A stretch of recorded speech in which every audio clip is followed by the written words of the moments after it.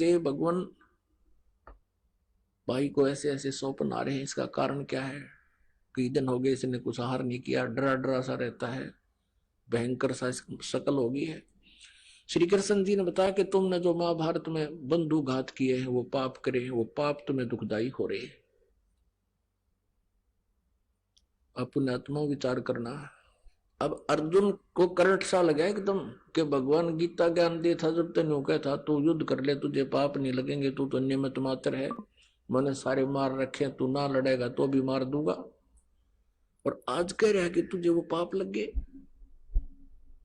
लेकिन उस समय इसलिए नहीं बोला कि यदि मैंने वाद विवाद कर दिया तो भाई जो मेरा युधिष्ठिर है ये इलाज नहीं करा होगा, क्योंकि इलाज के लिए उसने बहुत खर्च बताया था कृष्ण जी ने। श्री कृष्ण जी ने कहा था कि इसका एक इलाज है, एक अश्वमेघ, एक यज्ञ करो बहुत बड़ा, पूरी पृथ्वी के जितने साधु संत भक्त और स्वर्ग के देवताओं को भी आमंत्रित करो और तुम यज्ञ करो, भंडारा करो। और उस भंडारे में जब सभी खाना खा लेंगे, भोजन कर लेंगे, तो तुम्हारे पाप कम हो जाएंगे। और उसके यज्ञ सफल होगी, यज्ञ सफल होगी तो तुम्हारे पाप नष्ट हो जाएंगे। और यज्ञ सफल होने का प्रतीक क्या बनाया कि एक शंख रख दिया 5 मुख का, पंचमुखी शंख।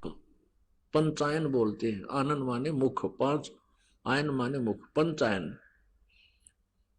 वो अलग रखा जाएगा सुसज्जित स्टेज पर, एक स्थान पर अलग से एक मेज पर रख देंगे ऊंचे पर, और सब भोजन खा लेंगे। जो आवाज करेगा अपने आप वो शंख, तो समझ लेना तुम्हारी यज्ञ संपूर्ण होगी। यज्ञ संपूर्ण होगी, शंख बज गया तो तुम्हारे पाप नाश होंगे, नहीं तो नहीं। अब पूरी पृथ्वी के सभी साधु संत भक्त ऋषि महर्षि 12 करोड़ ब्राह्मण सारे बुला लिए। तो उसलिए अर्जुन नहीं बोल सका कि यदि मैं अब टोक दूंगा कि भगवान आप उस गीता के ज्ञान में तो कह रहे थे कि तुम्हें कोई पाप नहीं लगेंगे, आज कह रहे हो तुम्हें पाप लगे, तो वाद विवाद करना उचित ना जानकर कि भाई को ठेस पहुंच जाएगी, ये इलाज नहीं करवाएगा, कहेगा कि अर्जुन नहीं चाहता मैं स्वस्थ हो जाऊं, इसने आज पैसे दिखाई देते हैं, मैं दिखाई नहीं देता। इस करके अर्जुन ने सबर का घूंट पी लिया, लेकिन वो कांटा खटक रहा था। सब आमंत्रित किए गए, यज्ञ का स्थान दिन समय निहित कर दिया श्री कृष्ण जी ने, और 33 करोड़ देवता, 88,000 ऋषि, 12 करोड़ ब्राह्मण, ओहो ये ऋषि में ऋषि, 12 करोड़ ब्राह्मण, 88,000 ऋषि और 33 करोड़ देवता, और ब्रह्मा विष्णु महेश, और यो काल निरंजन भी आ गया उनमें गुप्त रूप में, किसी अन्य वेश में, किसी में प्रवेश कर जाता है काल। तो वहां सब ने भोजन खा लिया, शंख नहीं बजा। सब ने भोजन खा लिया, शंख ने आवाज करी नहीं। तो युधिष्ठिर ने कहा भगवान नहीं बात बनी, और बनेगी कैसे, हमारे पाप बहुत है, हमने जुल्म कर रखा है। वो आज तक याद है, लाशें बिछी हुई थी, 18 करोड़ आदमी मर गए, दोनों तरफ की सेना, कैसे शंख बजेगा, कैसे पाप कटेंगे। श्री कृष्ण जी ने कहा कि शंख बजाने वाला इन सब में आया नहीं है, वो है ही नहीं इनमें। तब युधिष्ठिर ने कहा कि भगवान ये ऋषि महर्षि बैठे, वशिष्ठ मुनि जैसी तोब बैठी यहाँ पर, इतने पुण्यात्मा, क्योंकि वो उनको बहुत बड़ा महान मानते थे, और 12 करोड़ ऋषि वे ब्राह्मण बैठे, क्या इनसे भी शंख नहीं बजेगा, इनसे भी अन्य कोई और श्रेष्ठ आत्मा है, कोई अच्छी आत्मा? तो बताया गया कि ऐसे ऐसे एक सुदर्शन नाम के सुपच है, वाल्मीकि परिवार में उसका जन्म है, वाल्मीकि घर में, और वो सत साधना करते हैं, वो सतगुरु के शिष्य हैं।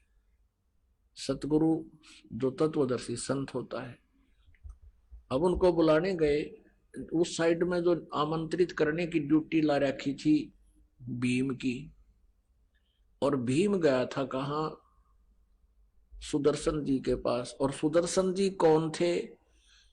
परमेश्वर कबीर देव जी, वो पूर्ण ब्रह्म अपनी लीला अनुसार प्रत्येक युग में आते हैं, और एक ऐसा जीवन जीते हैं। उस समय परमात्मा करुणा में नाम से आए हुए थे, जैसे कलयुग में वो कबीर नाम से आए हुए थे, तो द्वापर में वो करुणा में नाम से आए हुए थे। स्वयं भी एक वाल्मीकि के घर पे वो सहश्री राय थे, बालक रूप धारण किया था, एक वाल्मीकि की दंपति उनको उठा ले गए थे और वो वाल्मीकि नाम से प्रसिद्ध हो गए थे। और उसी वाल्मीकि ग्रुप में एक समुदाय में एक और सुदर्शन नाम के व्यक्ति थे, वो परमात्मा कबीर जी के शिष्य हुए थे और उसके कारण वो भक्ति से युक्त थे।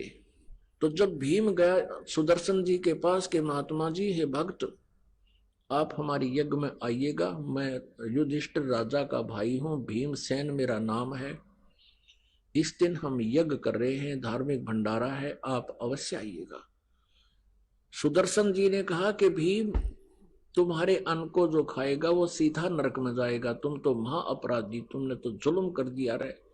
ऐसे उन विधवाओं की जो सेना में सैनिक मरे हैं, उनके तो आंसू नहीं सूखे हैं, उनके बच्चे रो रहे हैं, अपनी माँ से पूछ रहे हैं हमारा पापा कब आओगा, हमारा पिताजी कब आएंगे, वो बहका रहे हैं बेटा, वो फौज में गए हैं, अभी आएंगे। और तुम आनंद भोग रहे हो, तुम सुखी भी रहोगे, तुम सुख की इंतजार करते हो, तुम्हें तो नरक में वास होगा, तुम्हारा नरक में। अब राजा को ये बात कोई कह दे, सहन नहीं होती।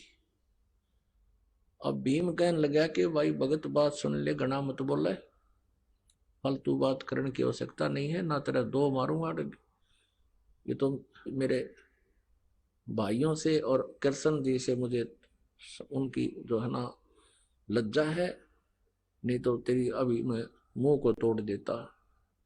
आना है तो आइए, ना मत आइए, ज्यादा